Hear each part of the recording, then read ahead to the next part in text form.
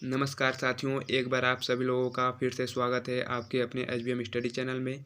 तो हमारा आज का टॉपिक है अर्थक्यूब। अर्थक्यूब के मोस्ट इम्पॉर्टेंट क्वेश्चन से आज का हमारा वीडियो होगा, जो कि काफ़ी इंफॉर्मेटिव वीडियो होने वाला है। तो इस वीडियो को शुरू करने से पहले यदि आप हमारे चैनल में पहली बार विजिट कर रहे हैं तो हमारे चैनल को सब्सक्राइब कर दीजिए। और जो है कि हमारा इसका एक वीडियो प्रोवाइड की जा चुकी है इसके थ्योरी से रिलेटेड, तो आप हमारे चैनल में उसे जाकर देख सकते हैं। तो बिना देर करते हुए हम अपने टॉपिक की ओर चलते हैं। तो पहला क्वेश्चन देखते हैं, पहला क्वेश्चन क्या है। तो हमारा पहला क्वेश्चन है, प्रत्यास्थ पुनश्चलन सिद्धांत निम्नलिखित में से किसकी उत्पत्ति की व्याख्या करता है। जो हमारा प्रत्यास्थ पुनश्चलन सिद्धांत है यह किसकी उत्पत्ति की व्याख्या करता है, तो हमें बताना है। तो हमारा ऑप्शन है ज्वालामुखी, चक्रवात, भूकंप और भूकंप एवं ज्वालामुखी। तो हमारा जो प्रत्यास्थ पुनश्चलन सिद्धांत है यह भूकंप की उत्पत्ति की व्याख्या करता है। और यह जो सिद्धांत हमारे रीड महोदय जो कि थे उनके द्वारा प्रतिपादित किया गया था। तो हमारा ऑप्शन नंबर जो सी है वो जो है कि इसका सही आंसर हो जाएगा। और अगला क्वेश्चन देखते हैं। अगला क्वेश्चन हमारा सेकेंड क्वेश्चन है, निम्नलिखित में से कौन सी अननुमेय प्राकृतिक आपदा है। जो हमारी इसमें है चक्रवात, बाढ़, सुनामी और भूकंप। इनमें से हमें बताना है कि कौन सी आपदा अनुमेय प्राकृतिक आपदा है। तो हमारा सही आंसर हो जाएगा ऑप्शन नंबर डी, भूकंप। भूकंप जो है कि अनुमेय प्राकृतिक आपदा है। नेक्स्ट क्वेश्चन देखते हैं। नेक्स्ट क्वेश्चन है अगला, निम्नलिखित में से कौन सी घटना धरातल पर घटित नहीं होती है। तो हमें बताना है कि कौन सी घटना पृथ्वी पर नहीं घटित होती है। तो हमारा ऑप्शन है अपर्दन, और ऑप्शन बी है ज्वालामुखी, ऑप्शन सी है सुनामी और ऑप्शन डी है भूकंप। तो हमारा जो है अपर्दन पृथ्वी की धरातल पर उत्पन्न होता है, ज्वालामुखी पृथ्वी के आंतरिक केंद्र में उत्पन्न होकर जो है कि पृथ्वी के धरातल तक आता है, तो ये भी हमारा आंसर नहीं हो सकता है। और सुनामी हमारा जो कि पृथ्वी के धरातल पर उत्पन्न नहीं होती है, यह जो है कि समुद्र की सतहों पर उत्पन्न होती है। तो हमारा इसका सही आंसर हो जाएगा ऑप्शन नंबर सी, जो कि भूकंप भी पृथ्वी के धरातल तक उत्पन्न होता है, तो ये भी सही नहीं हो सकता है। तो हमारा इस तरह सही आंसर ऑप्शन नंबर सी हो जाएगा। और अगला क्वेश्चन देखते हैं। अगला क्वेश्चन हमारा क्वेश्चन नंबर फोर्थ है, अग्निवलय यानी कि प्रशांत महासागर को जो है कि अग्निवलय कहा जाता है। अग्निवलय प्रशांत महासागर के उस विशाल क्षेत्र को कहते हैं जहाँ कुल भूकंप का कितना प्रतिशत आता है। जो हमारा ऑप्शन है, हमें बताना है कि कितना प्रतिशत जो है कि प्रशांत महासागर में आता है भूकंप। तो हमारा ऑप्शन है 40%, 30%, 25% और 68%। तो हमारा सही आंसर हो जाएगा ऑप्शन नंबर डी, 68%। हाँ, तो जो है कि कहीं कहीं आपको देखने को मिल जाएंगे कि यहीं जो 68 है, कहीं कहीं देखने को मिलेंगे आपको 63%। तो हमारा 63% भी सही हो जाएगा। और 68%, यदि ऑप्शन में 63 है तो आप लोग पहले जो है कि 63% को लगाएंगे। और उसकी यदि नहीं है तो 68% है तो 68% को लगाएंगे। तो इस तरह आप कंफ्यूज नहीं होंगे, 63 भी सही हो सकता है और 68 भी। ठीक है, अगला क्वेश्चन देखते हैं। हमारा अगला क्वेश्चन नंबर 5 है, भूकंप का कारण क्या है। तो भूकंप का कारण हमें बताना है इस क्वेश्चन में। तो हमारा ऑप्शन है टेक्नोलॉजी, भू परिभ्रमण और भू घूर्णन और अनाच्छादन। तो हमारा सही आंसर हो जाएगा option number A, technology. Technology जो है कि भूकंप आने के कारण है। जैसा कि टेक्नोलॉजी के माध्यम से हमारी पृथ्वी की आंतरिक सतह से तत्व यानी कि कोई भी लोहा, निकिल, एल्युमिनियम आदि पदार्थों को निकाला जाता है, तो हमारी जो है कि आंतरिक भाग की सतह कमज़ोर होती हैं और उनमें हलचलें उत्पन्न होती है, जिसके कारण भूकंप आने की संभावनाएं होती है। तो हमारा सही आंसर हो जाएगा ऑप्शन नंबर ए, टेक्नोलॉजी, जो कि बिल्कुल सही है। और अगले क्वेश्चन की ओर चलते हैं। हमारा नेक्स्ट क्वेश्चन है छठवां, समभूकंप रेखा का आकार क्या होता है। मतलब समभूकंप रेखाएं जो होती है उसका आकार हमें बताना है कि कैसा होता है। तो हमारा ऑप्शन है वृत्ताकार, एक रेखी और नियमित तथा अनियमित। तो हमारा सही आंसर हो जाएगा ऑप्शन नंबर डी, अनियमित। जो सम भूकंप रेखाएं होती है उनका आकार अनियमित होता है। और अगला क्वेश्चन देखते हैं। हमारा अगला क्वेश्चन है क्वेश्चन नंबर 7। इसमें हमें बताना है किस क्षेत्र से उन स्थानों को मिलाने वाली रेखा जहां भूकंप का एक साथ अनुभव किया जाता है उसे क्या कहते हैं। तो इस क्वेश्चन में हमें बताना है कि वो उन क्षेत्र को, उन रेखाओं को क्या कहेंगे जो दो दो क्षेत्रों में होने वाले भूकंप को एक साथ अनुभव किया जा सके। जैसा कि मान लीजिए ये हमारा एक क्षेत्र है और दूसरा ये क्षेत्र है। यहाँ पर भूकंप उत्पन्न हुआ और यहाँ पर भी भूकंप उत्पन्न हुआ, तो इन दोनों रेखाओं को मिलाने वाली रेखा को क्या कहेंगे। और जो ये भूकंप उत्पन्न होते हैं, इन दोनों भूकंपों को एक साथ अनुभव किया जाए। जैसा कि एक साथ मतलब कि यहाँ पर भी उसी समय पे हमारा भूकंप का अनुभव किया जाए और ये इस जगह भी। तो इस बिंदु और इस बिंदु को मिलाने वाली रेखा जो होती है, उस रेखा को क्या कहते हैं। तो हमारा जो है कि ऑप्शन है आइसोगोल रेखा, आइसोपाइनिक रेखा और सहभूकंप रेखा, और ऑप्शन डी है समभूकंप रेखा।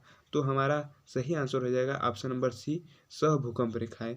जो रेखाएं होती है उसे हम जो है कि सहभूकंप रेखा कहेंगे। तो हमारा ऑप्शन सी इसका सही आंसर हो जाएगा। और अगले क्वेश्चन की ओर चलते हैं। अगला क्वेश्चन नंबर 8 है, सिस्मोग्राफ किसका विज्ञान है।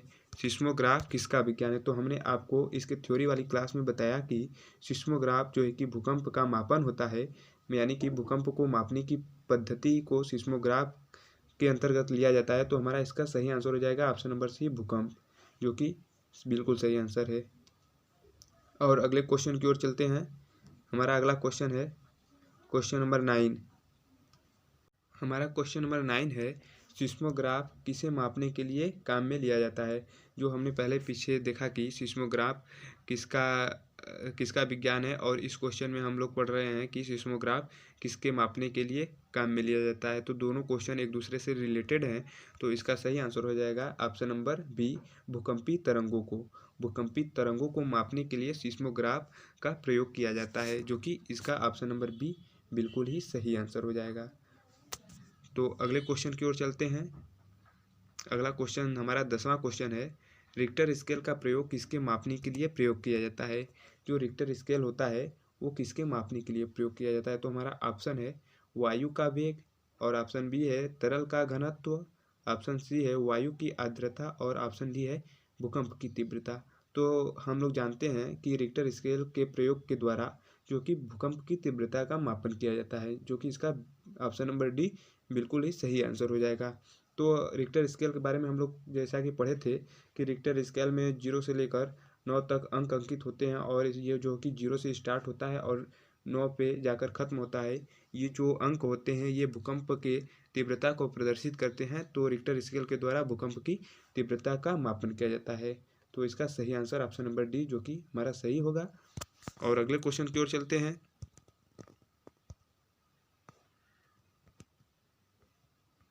हमारा अगला क्वेश्चन नंबर 11 है, तरल पदार्थों से होकर न गुजर सकने वाली भूकंपीय लहर कौन सी है।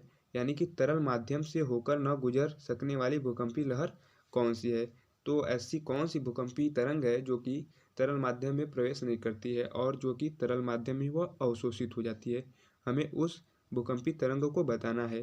तो हम जैसा कि पी वेव्स के बारे में जानते हैं कि पी वेव्स तीनों माध्यम में आसानी से प्रवाहित हो जाती है। पी वेव्स की जो चाल होती है सबसे अधिक होती है। तो हमारा और जो है कि पी वेव्स के बारे में जान लिए। और एस वेव जो है कि ठोस और गैस में केवल प्रवाहित होती है। तो हमारा option number A, S wave जो है कि बिल्कुल सही हो जाएगा, जो कि तरल माध्यम में प्रवाहित नहीं होती है, और तरल माध्यम के द्वारा ये तरंगों का जो है कि गति अवशोषित कर लिया जाता है। तो हमारा ऑप्शन नंबर ए बिल्कुल ही सही हो जाएगा। और जो हमारा एल वेव्स होता है, एल वेव्स तो हमारा तीनों माध्यम में प्रवेश करता है, और ये जो है कि अति विनाशकारी तरंग की श्रेणी में जाते हैं। तो हमारा इस क्वेश्चन का सही आंसर ऑप्शन नंबर ए, जो कि बिल्कुल सही हो जाएगा। और अगला क्वेश्चन देखते हैं। अगला क्वेश्चन हमारा है क्वेश्चन नंबर 12। हमारा 12वां क्वेश्चन है, किस देश में भूकंप से उत्पन्न विनाशकारी समुद्री तरंगों को सुनामी कहा जाता है।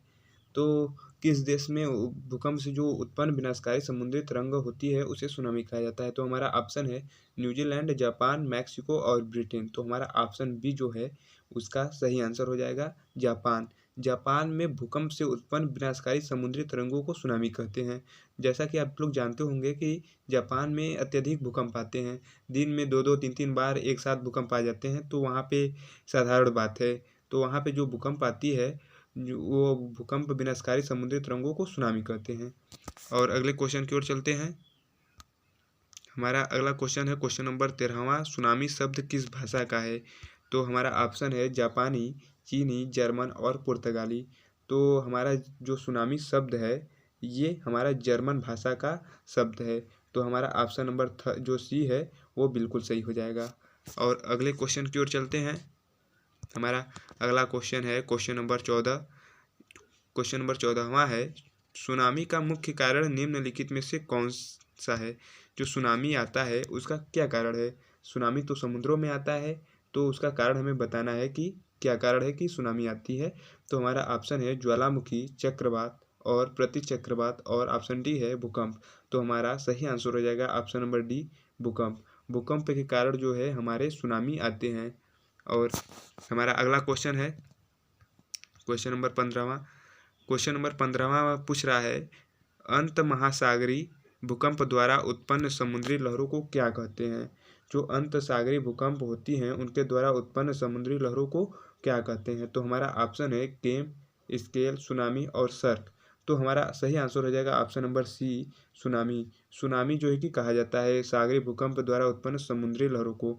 जो समुद्री लहरें उत्पन्न होती है वो जो है सुनामी का रूप ले लेती है, इसलिए हम उसे सुनामी कहते हैं। और अगले क्वेश्चन की ओर चलते हैं। हमारा अगला क्वेश्चन है क्वेश्चन नंबर 16। निम्नलिखित में से कौन सी भूकंपी तरंग सर्वाधिक क्षति पहुंचाती है? तो कौन सी भूकंपी तरंग जो सर्वाधिक क्षति पहुंचाती है? तो हमारा सही आंसर हो जाएगा ऑप्शन नंबर सी, दीर्घपृष्ठीय तरंग। दीर्घपृष्ठीय तरंगों को एल वेव्स भी कहते हैं। एल वेव्स जो होती हैं ये बहुत ही क्षति विनाशकारी होती है, अति विनाशकारी होती है।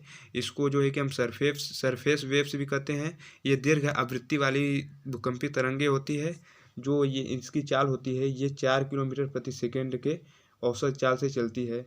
तो ये अति विनाशकारी होती है और ये तरंगे जो है कि पृथ्वी पर तिसरका झटका लाती है, जो कि काफ़ी पृथ्वी पर क्षति होती है, जिसके कारण पहली तो हमारी झटका प्राथमिक वेव्स के कारण आता है और सेकेंडरी वेव्स के कारण दूसरा, और जो हमारा तीसरा झटका आता है ये एल वेव्स के कारण आता है, जो कि हमारी पृथ्वी पर बहुत नुकसान पहुंचाती है।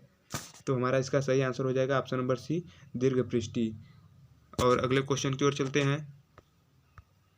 अगला क्वेश्चन हमारा क्वेश्चन नंबर 17। तो क्वेश्चन नंबर हमारा 17 पूछ रहा है कि पृथ्वी के सतह पर, जो पृथ्वी का सतह है उस पर भूकंप के केंद्र के ठीक ऊपर के बिंदु को क्या कहा जाता है? तो हमें बताना है कि जो पृथ्वी का सतह है उस पर जो है कि भूकंप के केंद्र के ठीक ऊपर उस बिंदु को क्या कहेंगे? तो हमारा ऑप्शन है उत्केंद्र, मध्य केंद्र और मूल केंद्र तथा अंतः केंद्र। तो हमारा जो भूकंप उत्पन्न होता है जहाँ से, उसको हम जो है कि फोकस करते हैं, यानी कि फोकस बिंदु, भूकंप बिंदु, और उसके जो है कि लंबवत जहाँ पर पृथ्वी की सतह पर सबसे पहले हमारी भूकंप का आभास होता है, तो उसको जो है कि अधिकेंद्र कहते हैं। अधिकेंद्र ये जो है कि भूकंप के लगभग लंबवत होती है, तो इसको अधिकेंद्र कहते हैं। तो हमारा ऑप्शन जो है कि ऑप्शन नंबर ए बिल्कुल ही सही हो जाएगा, जो कि उत्केंद्र है। उत्केंद्र को ही हम अधिकेंद्र कहते हैं। तो पृथ्वी के सतह पर भूकंप के केंद्र के ठीक ऊपर के बिंदु को हम उत्केंद्र कहेंगे, जो कि हमारा ऑप्शन ए है। और अगले क्वेश्चन की ओर चलते हैं। हमारा अगला क्वेश्चन क्वेश्चन नंबर 18वां है, जिस स्थान पर भूकंपी तरंगों की उत्पत्ति होती है उस स्थान को क्या कहेंगे? जहाँ से हमारा भूकंप की उत्पत्ति होती है उस बिंदु को क्या कहेंगे, उस स्थान को क्या कहेंगे? तो हमारा क्या हो जाएगा ऑप्शन नंबर ए, भूकंप केंद्र। भूकंप केंद्र इस बिंदु को कहा जाएगा, जो कि ऑप्शन नंबर ए है। तो जिस स्थान पर भूकंपी तरंगों की उत्पत्ति होती है उस स्थान को भूकंप केंद्र कहेंगे। और अगले क्वेश्चन की ओर चलते हैं। हमारा अगला क्वेश्चन है, पृथ्वी की आंतरिक रचना की जानकारी प्राप्त का सबसे प्रमुख स्रोत क्या है? जो कि पृथ्वी की आंतरिक संरचना होती है उसकी जो है कि सटीक जानकारी प्राप्त करने के लिए हमें किस स्रोत की आवश्यकता पड़ेगी? तो हमारा ऑप्शन है भूकंप विज्ञान, तापमान, ज्वालामुखी और दबाव का घनत्व। तो हमारा बिल्कुल सही आंसर हो जाएगा ऑप्शन नंबर ए, भूकंप विज्ञान के द्वारा जो है कि हम पृथ्वी की आंतरिक संरचना की जानकारी को अच्छी तरह प्राप्त कर लेते हैं। तो हमारा ऑप्शन ए इसका सही आंसर हो जाएगा। और अगले क्वेश्चन की ओर चलते हैं। अगला क्वेश्चन हमारा क्वेश्चन नंबर 20 है, सिस्मोग्राफ किसे मापने के लिए काम में लाया जाता है? सिस्मोग्राफ जो होता है वो किसके मापन के लिए प्रयोग किया जाता है? तो हमारा ऑप्शन नंबर सी, भूकंपी तरंगों का हो जाएगा। ठीक, तो इस तरह हमने इस वीडियो के माध्यम से इसके 20 क्वेश्चन को एक एक करके देख लिया, जो कि सभी क्वेश्चन सिलेक्टेड क्वेश्चन थे और ये क्वेश्चन परीक्षा की दृष्टि से काफ़ी इम्पोर्टेंट क्वेश्चन है। तो मैंने आप लोगों को इन सभी क्वेश्चन को एक वीडियो में लगभग कुछ थोड़े समय में इनको करवाने का प्रयास किया। और आप लोग कमेंट बॉक्स में ये ज़रूर बताएं कि आपको ये वीडियो कैसी लगी है। यदि आपको वीडियो अच्छी लगी हो तो वीडियो को लाइक, चैनल को सब्सक्राइब करें और बेल आइकन का बटन दबाना ना भूलें, जिससे कि आपको हमारी वीडियो का नोटिफिकेशन तुरंत पहुंच सके। और फिर मिलते हैं अगले वीडियो में। जय हिंद, जय भारत।